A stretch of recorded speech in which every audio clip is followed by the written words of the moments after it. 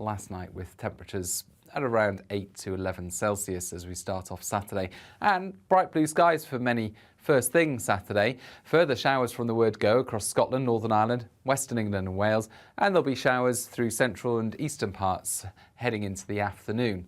In between the showers, still a stiff breeze, but some shelter from the breeze, and it will feel pleasant enough, 18, perhaps 19 Celsius. There won't be much shelter from the showers, though. They will come through at a pace. That means they won't last that long, and into the evening, many of the showers in the south will disappear. Further showers to come for Scotland and Northern Ireland, northwest England. Meanwhile, towards the southwest, the clouds thicken. We'll see some more persistent damp weather into the far southwest by the end of the night. 13 Celsius here. I think more typically 8 to 11 Celsius elsewhere across the UK. And still some sunshine around first thing across central and eastern England, North Wales.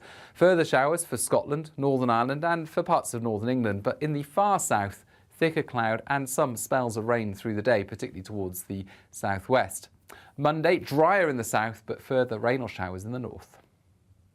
Hello there, it's Eamon Holmes here from Breakfast on GB News. We're not just on your television and your screens, you know. We're on DAB plus digital radio, so you can listen to your favourite shows on the move. If you've not yet listened to GB News Radio, it's very simple. We're on your radio player and TuneIn apps, on your smart speaker, phone or tablet, or online at gbnews.uk. Take us with you wherever you go. GB News Radio. You never have to miss a moment of the People's Channel.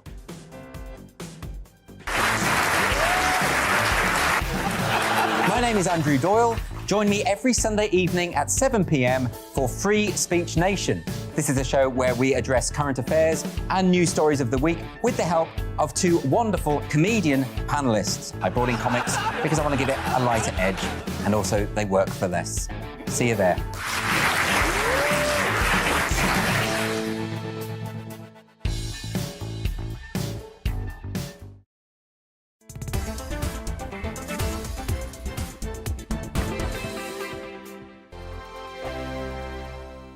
We are GB News. And we'd like to say thank you To each and every one of you. Helping our great nation. Find its voice. We're absolutely everywhere. Across England, Scotland, Wales and Northern Ireland. On TV. On radio and online. we're proud to be The People's Channel. Britain's news channel.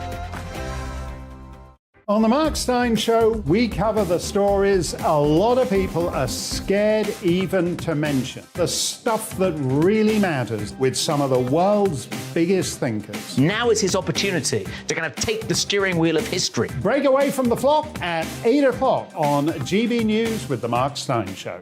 Hello, I'm Esther McVeigh. And I'm Philip Davis. Whether you're watching or listening on TV, online or on radio, we handpick the latest stories, debates and expert opinions for your weekend. So whether that's politics, news or showbiz, we've got it covered. Join us every Saturday morning at 10 o'clock on GB News.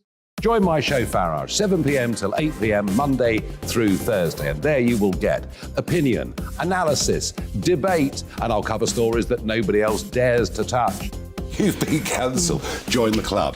Oh my goodness me! And then for the last 15 minutes, talking pints.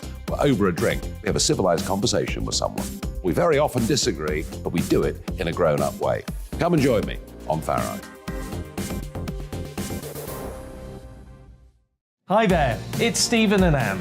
At breakfast from 6 a.m, you'll always be caught up with everything you need to know.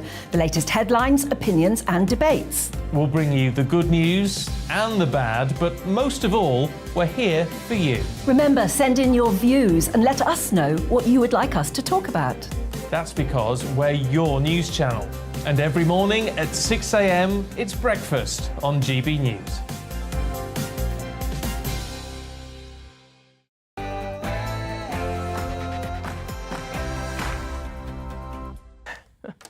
Hello, good evening. It is a wet and windy Friday night, so thank you for choosing to snuggle up with us for the next 60 minutes with me and my guests tonight. We've got Mariana Kocher and we have Lord Jonathan Moylan here. I'm delighted to say I hope you've got a cup of tea or something maybe a little stronger. It is a Friday night after all, isn't it? We won't judge.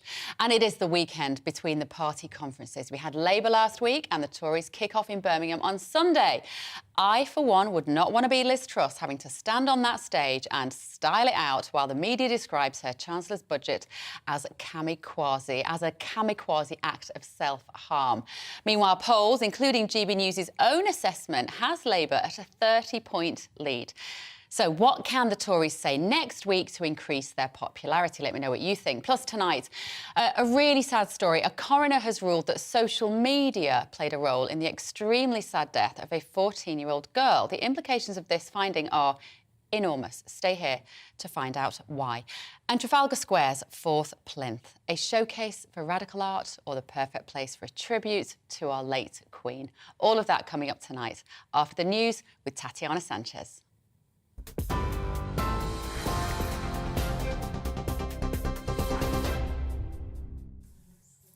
Thank you, Bev. This is the latest from the GB newsroom.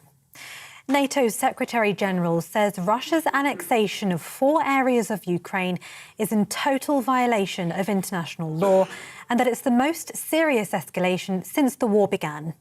President Vladimir Putin announced Moscow would take control of the regions across southern and eastern Ukraine after so-called referendums held there. The UN has condemned the move, saying it could jeopardise peace, and the UK and the European Union have stepped up sanctions against Moscow.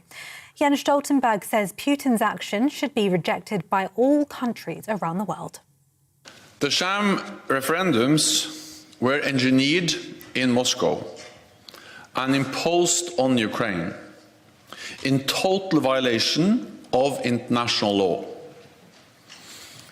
This land grab is illegal and illegitimate. NATO allies do not and will not recognize any of this territory as part of Russia. Well, one of the regions being annexed is Zaporizhia. Ukraine says at least 23 people have been killed and 28 wounded in a Russian missile strike on the southern city. A crater can be seen where the missile hit overnight. It's understood it struck a civilian convoy. Russia denies deliberately targeting civilians. The Office for Budget Responsibility says it will deliver its initial forecast on the impact of the government's policies on the 7th of October. It follows a meeting this morning with the Prime Minister and the Chancellor in an attempt to reassure financial markets. Liz Truss and Kwasi Kwarteng have faced criticism amid rising mortgage bills and instability after last Friday's mini-budget announcement. Richard Hughes is the chair of the Office for Budget Responsibility. We saw the Prime Minister and Chancellor. We talked about the economic and fiscal outlook. We're going to be providing the Chancellor with an update of our forecast next Friday, and we'll set up a timetable for our forecast process next week.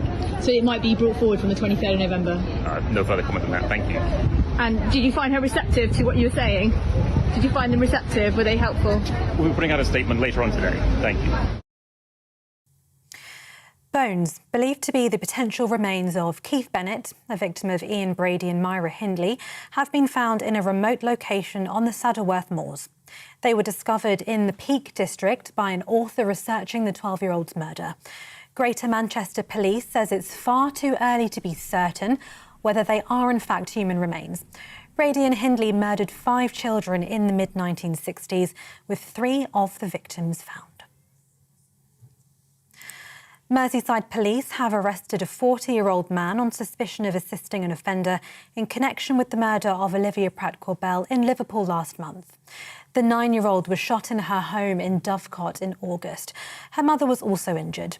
Yesterday, a 34-year-old man was arrested on suspicion of murder and is being questioned by police. Officers continue to appeal for information. An inquest has concluded that the death of Molly Russell was caused by an act of self-harm, while the schoolgirl suffered from depression and the negative effects of online content. The coroner found the 14-year-old had been a frequent user of Instagram and Pinterest, viewing thousands of posts related to depression, self-harm or suicide. Coroner Andrew Walker said algorithms meant she was exposed to further images she hadn't requested. A spokeswoman for Meta said they'd continue to work to ensure they offer the best possible protection and support for teens. But Molly's father, Ian Russell, says the government must take action. It's time the toxic corporate culture at the heart of the world's biggest social media platform changed. It's time for the government's online safety bill to urgently deliver its long-promised legislation. It's time to protect our innocent young people instead of allowing platforms to prioritise their profits by monetising the misery of young people. In the US, Florida's state emergency director says Hurricane Ian has killed at least 21 people in the state. The storm regained Category 1 hurricane strength as it headed towards South Carolina earlier on, bringing winds of up to 85 miles per hour. It's thought to be one of the most powerful storms ever to hit the US mainland. Back home, members of the Communication Workers Union at Royal Mail have launched a 48-hour strike in a dispute over pay affecting deliveries of post across the country. Around 115,000 workers are taking part in the industrial action, the biggest strike of the year. Talks between the two sides have failed to make any progress. And the Royal Mint has unveiled the new 50p piece featuring the face of King Charles. The coin will enter circulation by the end of the year, replacing those featuring his mother, the late Queen. In keeping with tradition, the King's portrait faces to the left, the opposite direction to Queen Elizabeth. A range of memorial coins is being released on Monday to commemorate her life and legacy. TV online and DAB+ radio, this is GB News. Now it's back to Dewbs & Co.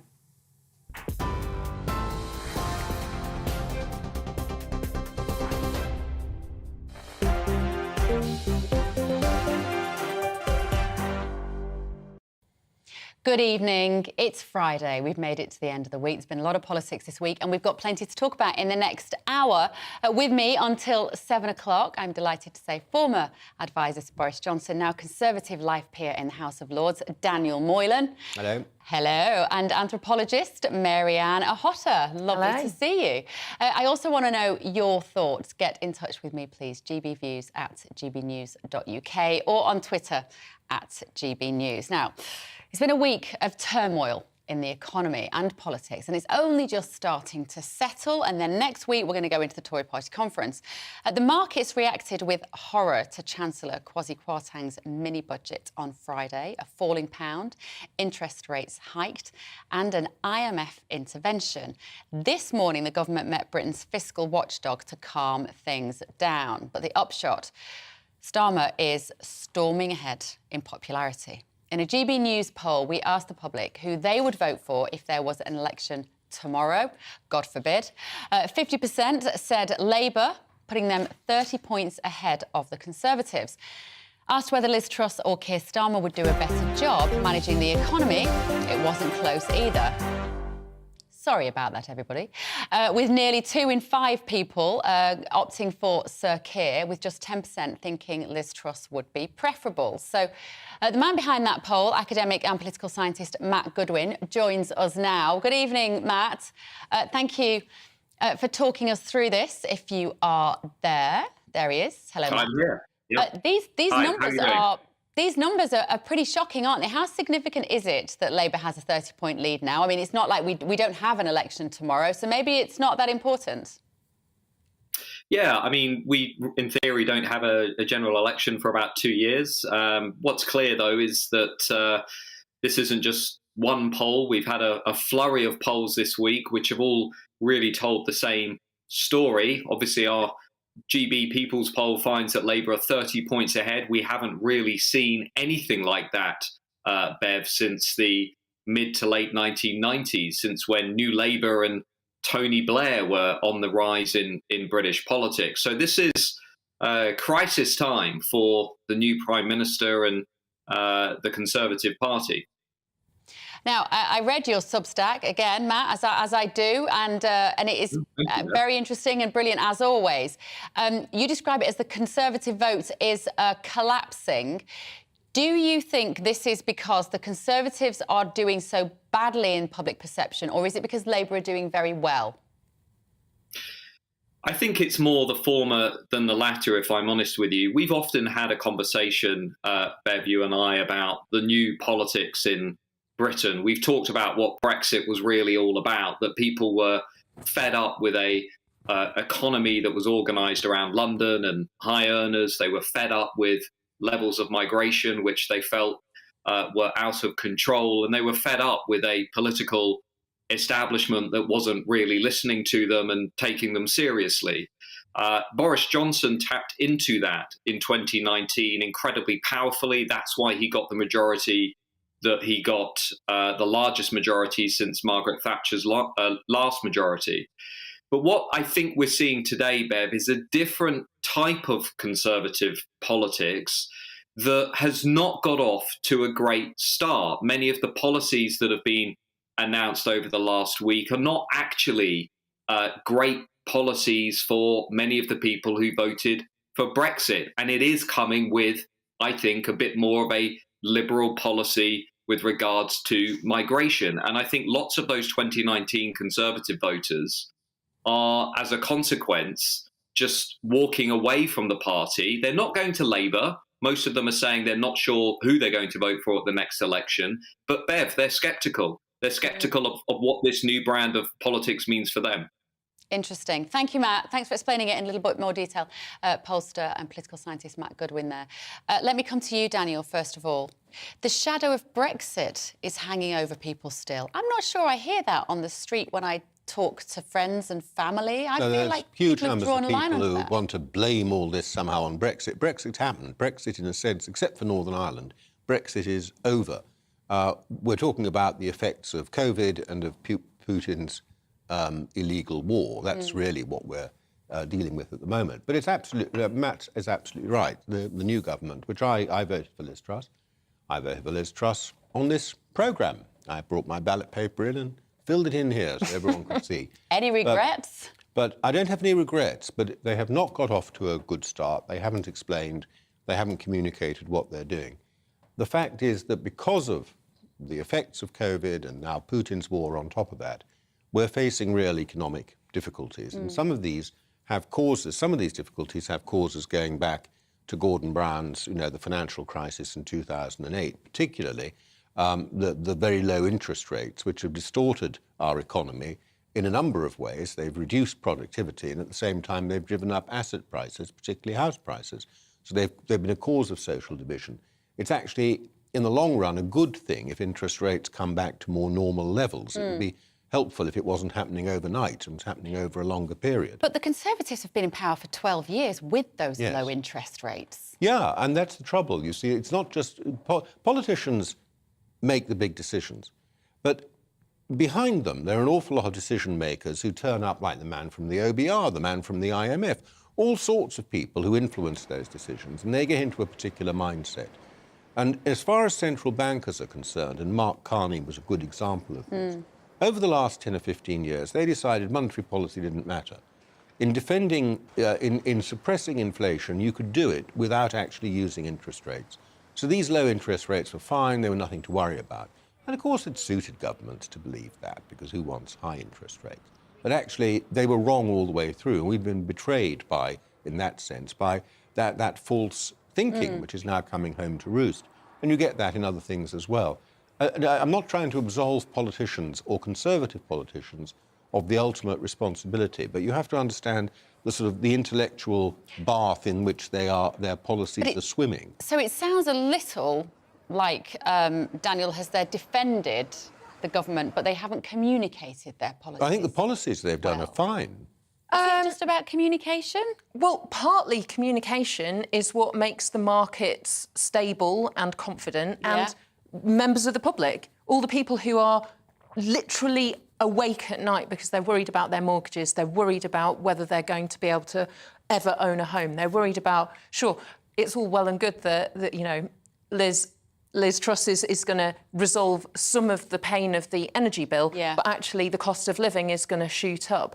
The cost of mortgages. The cost of your mortgage is going to shoot up. You're suddenly panicked about your pension. All that stuff doesn't fill people with confidence. And growth requires confidence. It requires confidence of the markets. It requires confidence of people who are the ones working and earning and spending that make an economy function. So this massive Labour lead then, Marianne, do you see that as being predominantly because of finance? people's money in their pocket, the money in their banks, as you say, how they feel about the confidence of their pensions. Is it purely that we're feeling that more than we've ever done before, or are they getting something else wrong?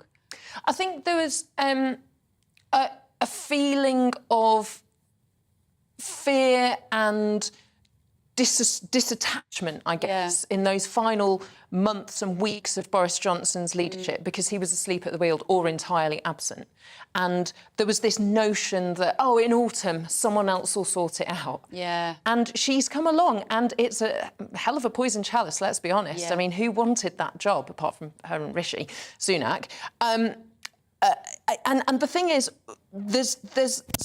I have some sympathy with the people who are saying, well, look, you know, whether she did do something radical or she hadn't done anything radical, she would have been damned for it. Yeah. But the thing is, the way to do what she and Kwasi Kwarteng did with their mini budget, where it comes out that they declined the forecast from the Office for Budget Responsibility. Yeah. They obviously didn't have the right conversations with the Bank of England and gave them a heads up about what they were planning, because otherwise you don't have these kind of extraordinary interventions that massively spook the market. Yeah. And those lines of communication need to be much clearer. And even now, the chair of the OBR is saying, yes, well, we will deliver a revised forecast at the start of October. But there's been an announcement from the government saying, well, the rest of you aren't going to see it until mid-November, when we pull some more rabbits out of the hat. Yeah. Is that a basis for growth? Is that a basis for businesses to invest and feel confident? Yeah. Is that a basis for us, members of the public, who are, you know, thinking about how we're going to save or spend for Christmas, thinking about whether you are or aren't going to, you know, attempt to buy a house, whether you may or may not move jobs, all that stuff, you know, the day-to-day of an economy. It's too much uncertainty. No confidence whatsoever. People are terrified. So there's not only poor communication to the public then, Daniel, from what Marianne was saying, but it's also poor communication from within 10 Downing Street with these other very important Well, why are they important? entities. You see, this is the really interesting question. Why are they? They are important, but why are they important? I don't think the OBR is important. I wouldn't ask the OBR the time of day. What? Their forecasts in the past, in the last year, have been so totally out and so completely wrong. They're the last people I'd go to assess my budget. What about the IMF then, or the Bank of England? I mean, you can't... Sorry, the Bank of England... Can I come back on some of those? Because why are they important? They're important because the OBR only exists since it was set up by Cameron and Osborne. The Bank of England so-called independence only exists since Gordon Brown created it in 1997. And what we've done in this country is we've outsourced a lot of decision-making away from democratically accountable people into bodies of so-called experts who have really awful track records in terms of delivery, but then everyone thinks they're so important that you can't do anything without consulting the Bank of England. The Bank of England is the body that is meant to stop inflation. What have they been doing? I just said earlier, what have they been doing about interest rates over inflation? It's disingenuous to suggest that any single entity... They largely, that is their job. That is the job description on the can of the Bank of England. No, come on, about it's inflation. utterly disingenuous to suggest that any single entity in the financial system can take responsibility for the whole. I'm not suggesting any single entity. I think they're all in it. But the Bank of England's job, on the door, the can, since Gordon Brown made them independent, was to keep inflation at 2% per annum, no more. That's the job. But didn't they and that's say their first and primary job, and they fluffed it. The OBR's forecast last year was so wrong that we've overtaxed. This is one of Rishi Sunak's problems. Taxes were going up because the OBR was saying we needed higher taxes, when in fact what happened was the Treasury was piling up huge amounts of money that it hadn't expected. We didn't need the higher taxes because their forecast was so wrong. Didn't the Bank of England say... I don't trust any of these people. But we wouldn't have any time. pensions by the end of this week. Well, no, pensions. You're absolutely right, Bev. The pensions matter is another and separate issue. It's entirely connected. No, it is connected. You can't fish them out as separate threads. But it's a different question. What's going on, and this is a complete shock to me, and I used to know something about the financial markets, but I've been out of them for a while, is these pension funds, instead of safely managing the funds that they've got, they've been following this wonderful modern strategy, which apparently is called, I can't remember what it's called, LDI, liability-driven investment, which means that in addition to holding nice, safe government bonds and things like that go up and down in value. We all know they go up and down in value. And you can manage that risk. They've also been doing huge numbers of derivatives. And it was the derivatives and the margin calls that were thrown out by the change in interest rates. And suddenly they're saying, we can't manage this anymore. The risk is too great for us. But who let them take that risk? That? Well, first of all, the people managing they're paid money to manage pension funds. It's partly about the government that is pushing for a liberal... Secondly, it's about the regulators.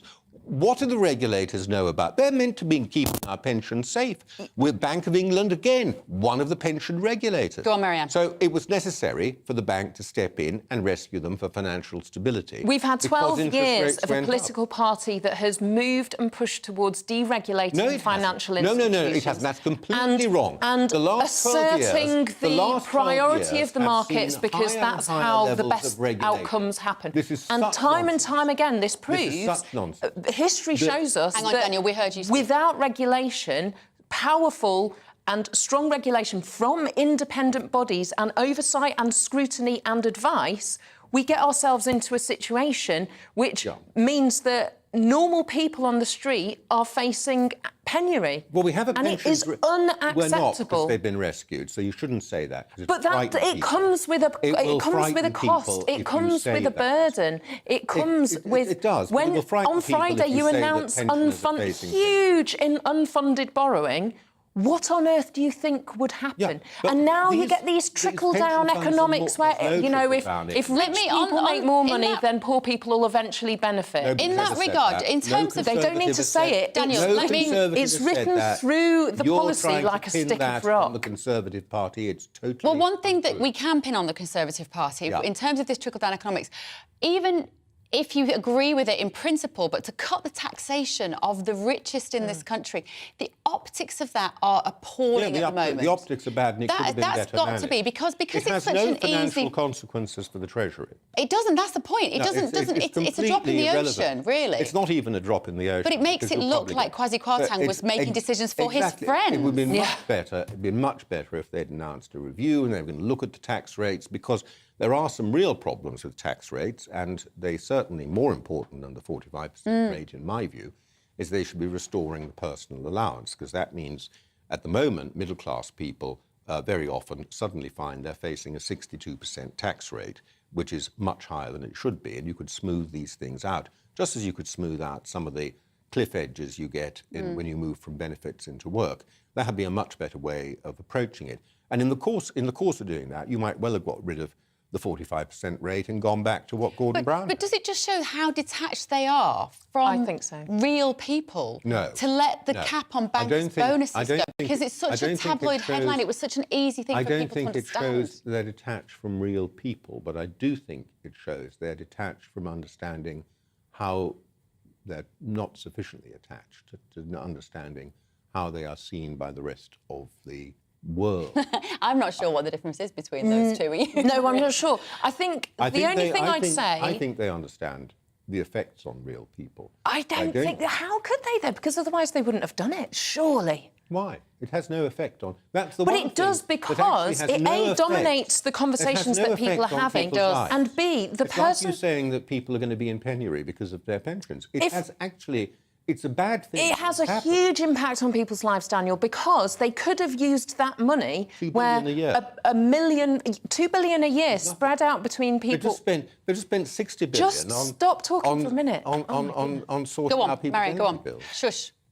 I'll give you another black eye. If it had been a kind of a redistributive model that also sort of centred growth and a transformation of productivity, then they would have had a lot more goodwill, they would have had a lot more confidence of people. Liz Truss wouldn't have had to do those agonising regional radio interviews where she was desperately trying to explain that it's OK because I've solved your energy problem, your energy bill problem. But people are in real pain. And if you had actually targeted some of those on people who are, like you say, transitioning from out-of-work benefits into work, or low and middle-income families where a nurse is queuing up to a food bank tonight in order to feed her kids this weekend, that would have had a huge impact. And you're right, it's a drop in the ocean for the Treasury's balance sheet, but it indicates whose side they're on. Yeah, that's how it feels to people. No, Whether no, I that's accurate or understand not, that. that's how it feels. I think that is true. That's what I was trying to say. I feel like, I can't help also but feel like they should have done something about VAT if they've got any interest in saving the hospitality industry, which have had the biggest kicking because of lockdown policies. Taking some of the VAT down from 20% would have been an easy win, wouldn't it? Why didn't they do that? No, I have no idea why. Oh, well, do you have any idea why they didn't do that? No idea. Sorry, No, we've got no idea why they didn't do that. Sorry, they didn't actually ring me up and say, this is what we're going to do, Daniel. Give us some advice on it. You never know, Beth. The thing is, maybe they're saving that for the main budget. I was going to say, one of the sources of, I think, continued uncertainty and nervousness and the scaring of the horses in the stable, as it were, is that there's this sort of shadowy, spectral promise of, oh, we've got more coming in November. And they didn't think that this was going to go down this way, obviously, because that was going to be a razzle-dazzle moment. And actually, people are panicking. Yeah. But clearly, between the lines, what seems evident is that some of this tax cut, some of this borrowing, some of this bill is going to be paid for by a cut to benefits and a cut to the welfare. And it is already skin and bone thing. Yeah, that's the economics side of things. Yeah. What we also, I tell you what Keir Starmer managed to dodge, what people did dodge from the Labour Party conference this week was any of the getting embroiled in the arm wrestles which go along with gender identity issues, right, and gender politics. That is a very controversial issue. Now, Eddie Izzard has been filmed this week saying that he's going to stand. He would like to, possibly, we're not sure quite of the legitimacy of this, but the accusation being that he might stand as a Labour MP on a women-only shortlist because he considers himself to be a woman. Rosie Duffield is the MP for Canterbury, and she was at the conference talking about this and saying that she would resign if Eddie Izzard stands. That's Rosie Duffield we're looking at there. If Eddie Izzard stood as an MP on a female-only shortlist, she would resign because Eddie Izzard, considers herself to be a trans woman, as she has done since 2020. Marianne, let me come to you on this. Does it even matter? Well, firstly, as I understand it, I think Eddie Izzard identifies as gender fluid. Well, apparently since 2020, he prefers she, her pronouns. That doesn't necessarily make her identify as a woman. Does it mean that she should be able to stand on a women-only shortlist? I would say that has to be a conversation about kind of what is it that you're trying to achieve with a shortlist that isn't open to all applicants. And I'm assuming this is for a kind of a constituency. Yes, exactly. So the kind of question is, well, what is it that you're trying to do? You're trying to address gender balance, diversity, inclusivity, because at that point we need to have a broader conversation about, if you say women only, are you actually also excluding other people who are minoritised in our political system, which is still predominantly white, middle-aged men? So I think the question of addressing inequality is absolutely central. I think getting sidelined into a conversation about whether Eddie Izzard is or isn't a woman, whether they should be on a women-only ticket or not, I think we're sort of getting a bit distracted from the conversation that we should all be around the table having, which is politics representative? Is politics representative? And how much better would it be if everybody felt welcome to be a part of that? And I think the answer is much, much better off, because then we wouldn't be having the conversation that three of us have just had about, is it true that this that this government is out of touch with the regular people on the street? It is such a political hot potato, though, Daniel.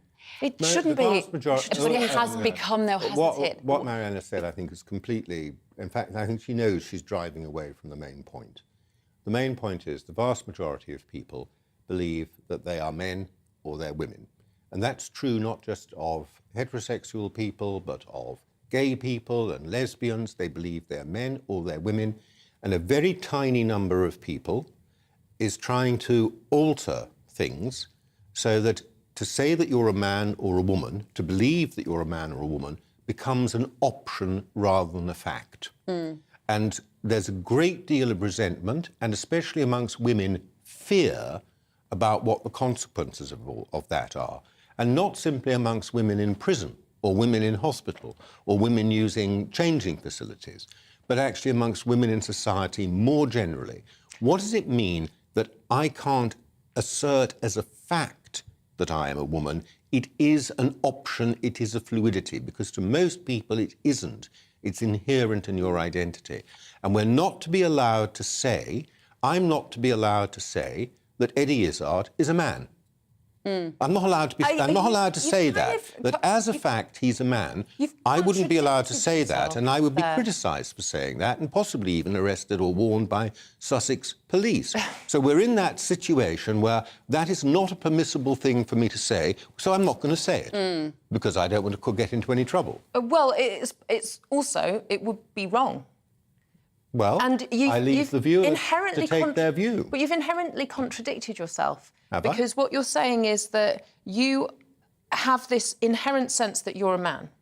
I have an inherent sense that I'm a woman. No, I have an inherent sense that it is factually the case There is a that I'm biological difference to who... Now we can't conflate gender and sex. Yeah, we can. No, we can't. Because one exists and the other doesn't. I don't know what you mean by it doesn't exist. Gender is, when I was young, at school, gender was a quality of nouns. People didn't have gender. You filled forms in, it said sex, MF. The word gender only applied in the world of grammar.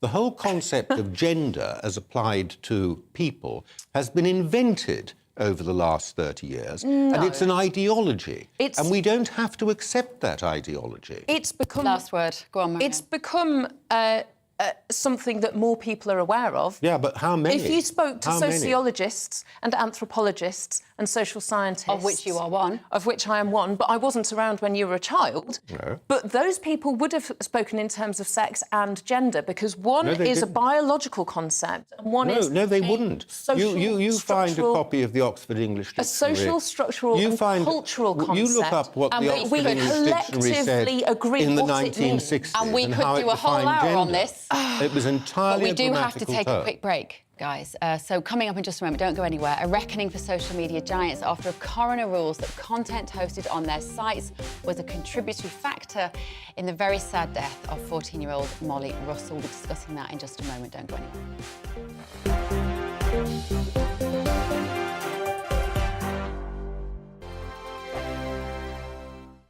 We are GB News. And we'd like to say thank you To each and every one of you. For helping our great nation find its voice. We're absolutely everywhere. across England, Scotland, Wales and Northern Ireland. On TV. On radio. and online. We're proud to be The People's Channel, Britain's news channel. On the Mark Steyn Show, we cover the stories a lot of people are scared even to mention. The stuff that really matters with some of the world's biggest thinkers. Now is his opportunity to kind of take the steering wheel of history. Break away from the flop at 8 o'clock on GB News with the Mark Steyn Show.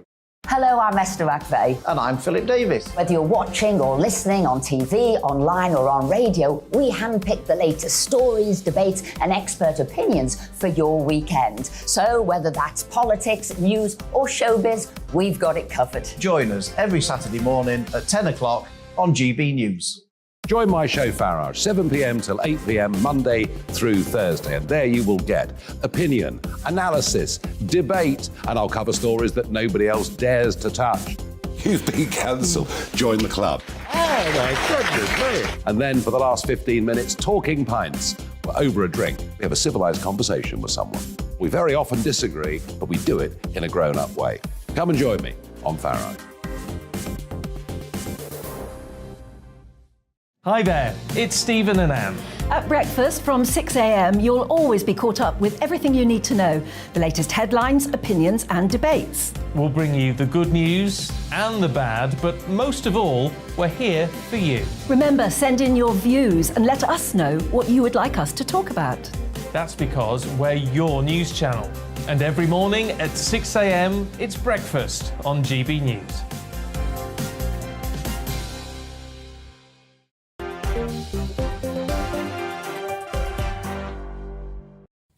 Good evening. You're watching Bev Turner sitting in for Michelle this week. It's Friday, yay!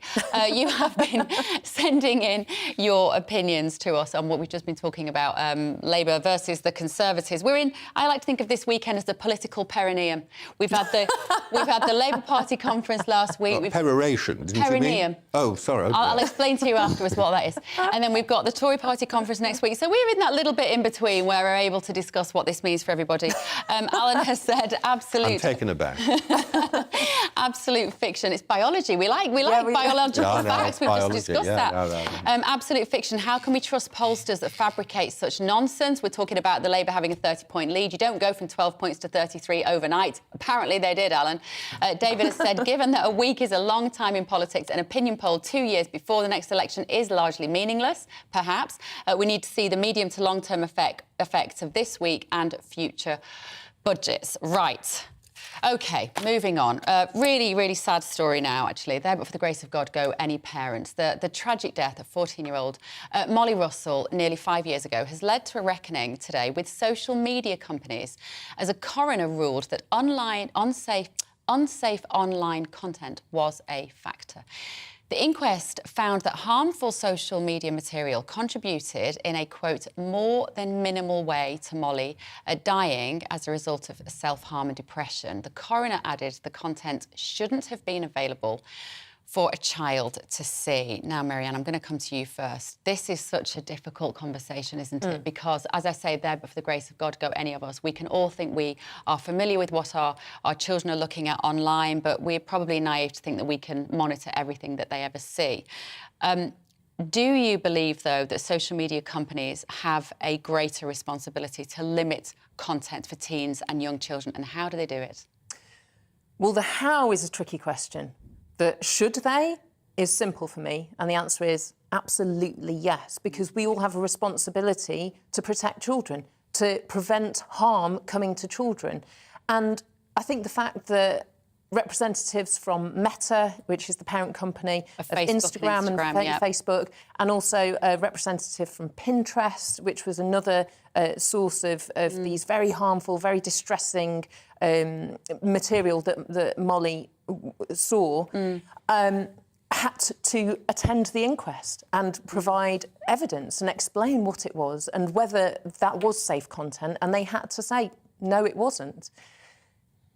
The kind of the big implication of this is that social media companies are responsible for what happens to their users as a result of consuming that content. And in the same way that I think one of the questions around that is, well, like, how do we protect children, but also how do I get to assert my right to see whatever I want to as a consenting adult? And the thing is, I have the right to smoke a cigarette, but I don't have the right to do it next to a child in a car or in a home where a child is going to be harmed by my action. And so the rights of the child to be safe triumph and trump my right to watch or consume harmful content. And the bottom line is, the things that Molly was looking at, glamorised and romanticised self-harm. They encouraged people to not reach out to adults who might be able to help. So don't talk to your teachers, don't talk to your parents. They'll try and stop you from doing this stuff. Really sick, distressing, horrible stuff. And the algorithms of these social media websites pushed more content to her that she didn't even choose to see. She wasn't actively searching for it. It went, oh, you like that? Here, binge on some more of this. And that is incredibly harmful. And those algorithms are super powerful.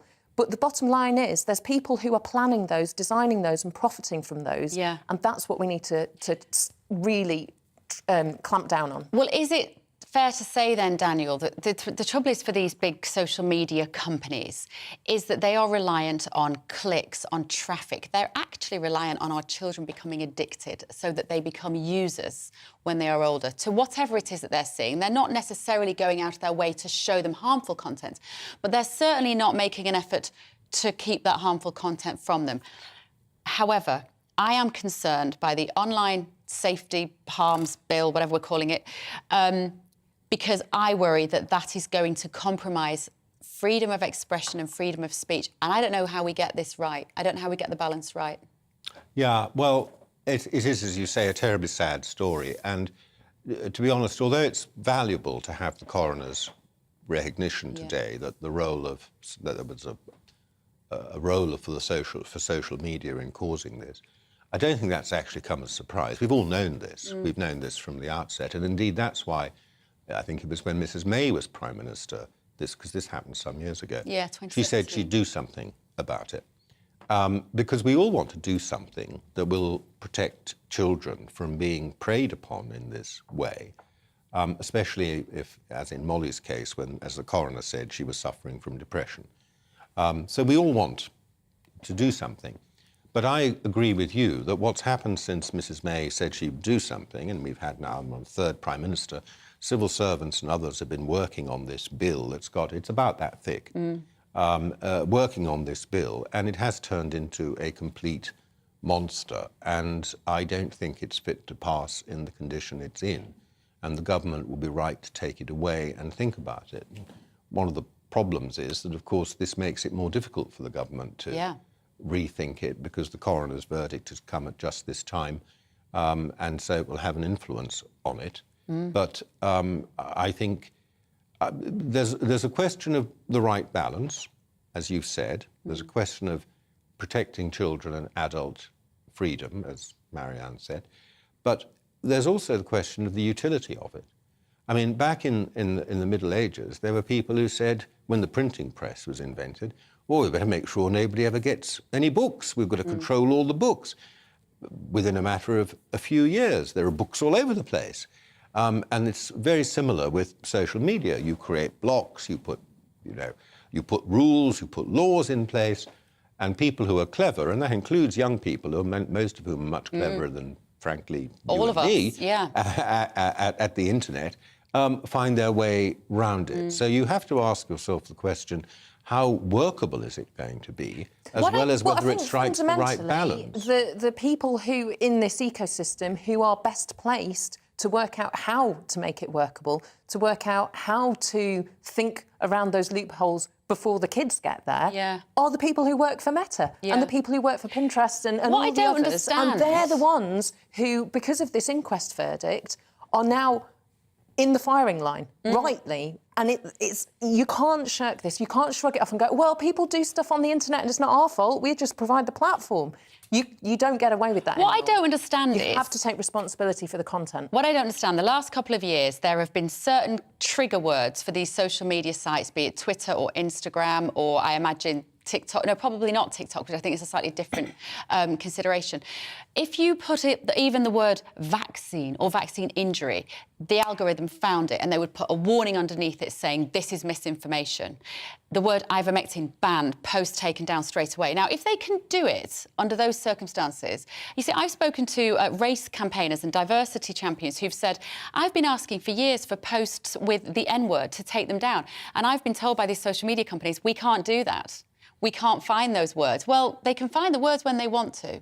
So why would there be no willingness on their part to take down this harmful material? Or is it, we were talking about language in terms of gender, is it that it's a word for somebody is so subjective as to whether that is a good or a bad word, and who decides? Well, I don't know about words, and I don't know, because this is remote to me. I mean, none of us know. Is that content still being pumped out in the same way? I'm sure it will as be, it of was. course. Because I wouldn't even know where to look for it, and I wouldn't want to look at it. Why would you even want to look at it? But if it's still being pumped out, I think they should stop it. Is that content going to be picked up by certain types of words, or is it something that people need to look at? Because in addition to algorithms, these companies have and can have more human monitors who are actually looking at stuff, and they could be taking it down. So I don't know that it's always a question of latching on to particular words, because, as you say, there are words like vaccine, which are perfectly respectable words. So to use the word vaccine doesn't mean to say you're a vaccine denier. The CDC got the warnings on posts that they put, and the British Medical Journal, they have warnings. This is that's just ridiculous. So if they can do, but maybe that's the point, that it is too clunky and it's not sophisticated. I think it's a dynamic threat, and you need a dynamic response to it. I mean, I say threat, but a risk, I should say, because there's a whole world of wonderful and amazing things on the internet. It's transformed people's lives for the better in many different ways. But also, you've got a proliferation of exploitative sexual content. You've got images of children being harmed. You've got really, really dark and sick stuff that people are putting onto the internet. And we have to find ways. I mean, that has to be... don't we also, and I can imagine... a strategic focus, and if it impacts profits... then so be it. But what about, there will be so many people, and I can imagine you'll be getting in touch with me now, gbviews@gbnews.uk, saying your children are your responsibility. Our children are not the responsibility of Meta, and it is up to us to know what they're looking at, what content they're seeing. We need to be across it, and we need to think that our children can come to us if they see harmful content. That is also true, but it's also about the landscape, which either makes that more or less likely to happen, because do you actually want your child to come to you after having seen something that's distressing or harmful or disgusting or illegal? Or would you rather that there was a means that you can prevent that? So they we do can't have to unsee it. Take what measures we can as parents. The psychologists who gave... do I need to stop They're playing talking? the music, so you need to stop Oh, talking. right, OK. That's a We sign. can carry on while the break's on. But anyway, just coming up after the break, a slightly cheerier subject for once. The fourth plinth, which is, of course, the platform for contemporary art, we're questioning, should it stay that or should it become a statue for Her late Majesty? See you in a minute.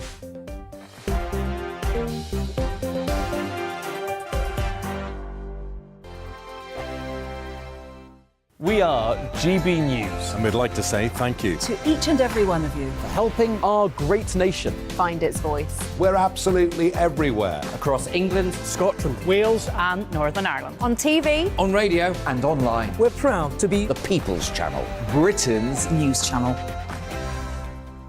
On the Mark Steyn Show, we cover the stories a lot of people are scared even to mention. The stuff that really matters with some of the world's biggest thinkers. Now is his opportunity to kind of take the steering wheel of history. Break away from the flock at 8 o'clock on GB News with the Mark Steyn Show.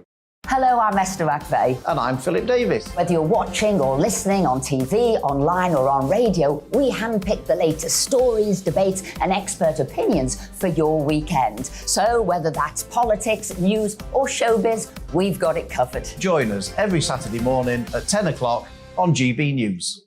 Join my show Farage, 7 p.m. till 8 p.m. Monday through Thursday, and there you will get opinion, analysis, debate, and I'll cover stories that nobody else dares to touch. You've been cancelled. Join the club. Oh my goodness me! And then for the last 15 minutes, talking pints. We're over a drink. We have a civilised conversation with someone. We very often disagree, but we do it in a grown-up way. Come and join me on Farage. Hi there, it's Stephen and Anne. At breakfast from 6 a.m, you'll always be caught up with everything you need to know, the latest headlines, opinions and debates. We'll bring you the good news and the bad, but most of all, we're here for you. Remember, send in your views and let us know what you would like us to talk about. That's because we're your news channel. And every morning at 6 a.m, it's breakfast on GB News.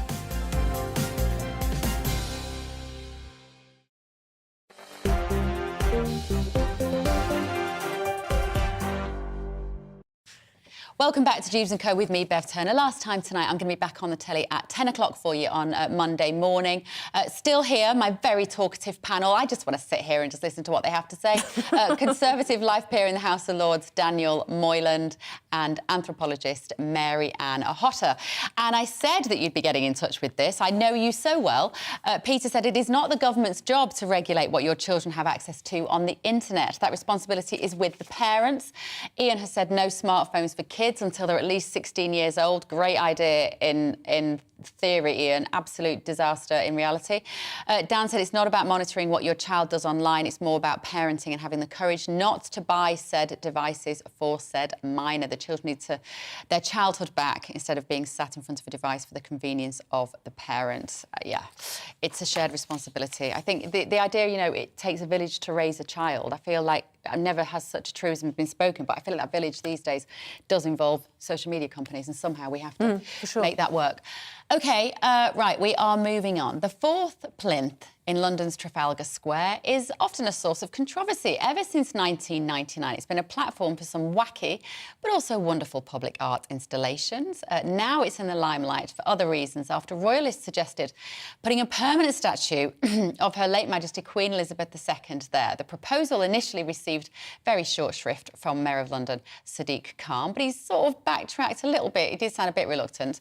He said that he would support the royal family wherever they decided to place a statue of the Queen. He had to say that, didn't he, Daniel, because he's the Mayor of London? Didn't he have to concede that the royal family could get what they want? He had to say that because he is meant to be a human being with some sense of sympathy towards people who have lost their mother and grandmother. Mm-hmm. And it's what he should have said in the first place, which is, I'm willing to listen.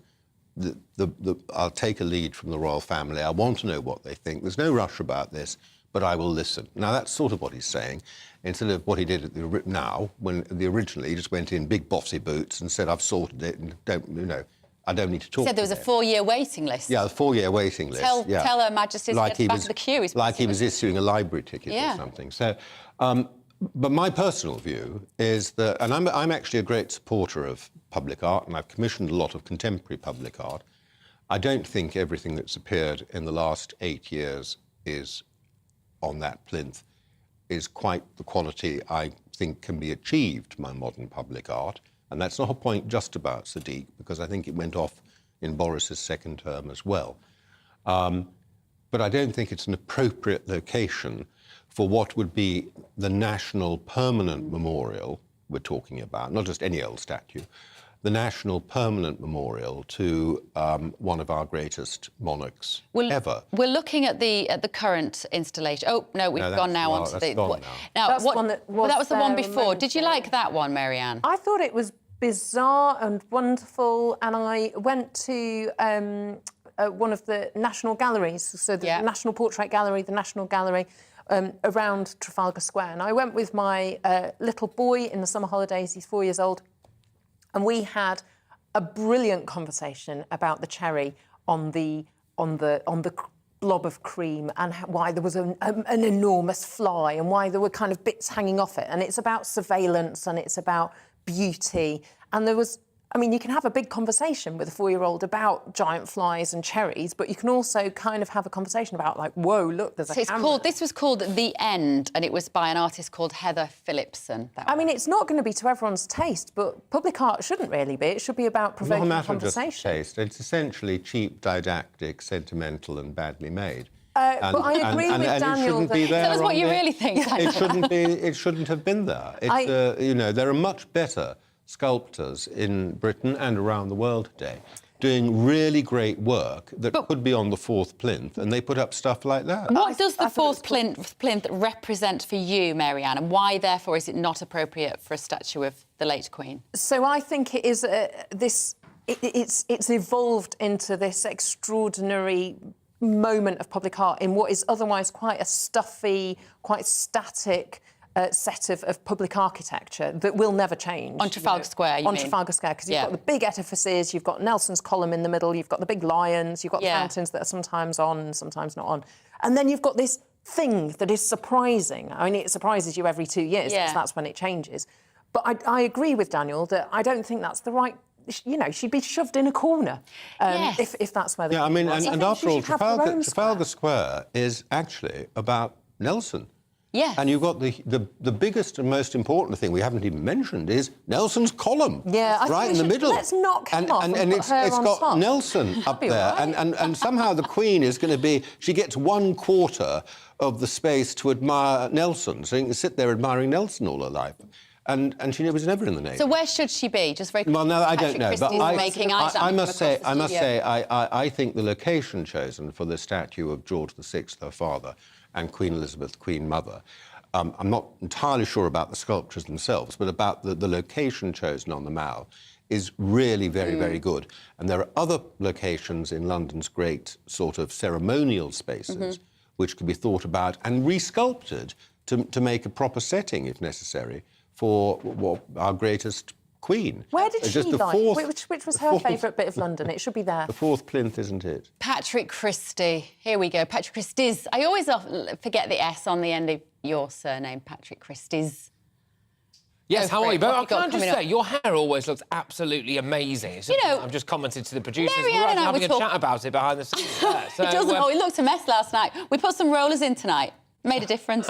OK, all right, OK, what have I got coming up? Well, absolutely loads. First and foremost, I've got a bit of a stomach bug, so I'm just going to try and get through tonight without throwing up, so it's a low bar already. My challenge involves, well, cattle, but don't worry, I won't try to milk it, or do I? I'm also going to be previewing for Tory party conference.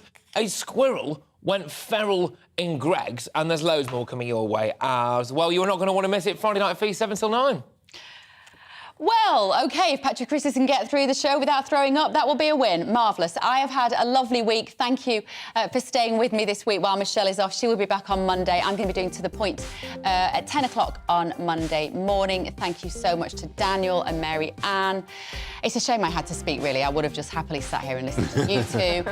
Right, I'll see you Monday. Patrick Christys is coming up. First of all, the weather. Have a lovely weekend.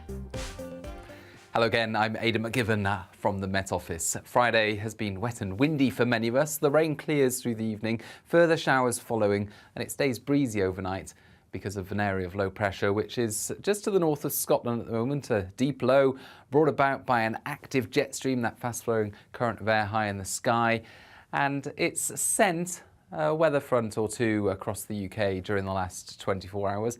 Now, the most persistent and heaviest rain clears through. Very windy for a time through the Dover Strait. Parts of Kent could see 50-mile-per-hour wind gusts. But eventually, calmer, clearer conditions follow, albeit with quite a number of showers in the north and the west. And under those clear spells, temperatures in places dipping to the single figures, but not as low as they were on Thursday night because of the stiff breeze that we keep through the night. And a bright start for many as we begin the weekend. Blue skies for much of central and eastern UK, but in the west, showers from the word go, and they topple in and spread to most parts by the afternoon. They'll continue to be most frequent towards the northwest, where it will be another very breezy day, and it'll feel cool in that breeze, but away from the showers with some sunny spells, temperatures into the mid to high teens, so feeling a bit warmer, I suppose, compared with Friday. Through the evening, further showers continue for North Wales, Northern England, Scotland and Northern Ireland. Further south, drier for a time, but the next system begins to head in for the southwest of England. Thicker cloud and some spells of rain by dawn here. Milder air as well, 13 Celsius, whilst it's looking more likely to be 8 to 11 Celsius elsewhere across the UK. And we'll keep the showers going across Scotland, Northern Ireland, parts of Northern England on Sunday. Brighter skies through central areas, but in the south, southern counties of England, perhaps South Wales, some persistent rain, thick cloud and some heavy bursts of wet weather at times as well. Monday looks drier in the south, but further rain or showers in the north.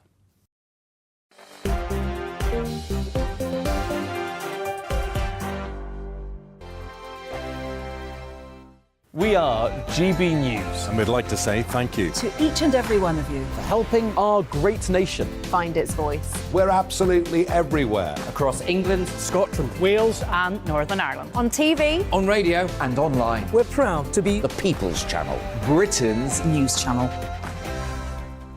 On the Mark Steyn Show, we cover the stories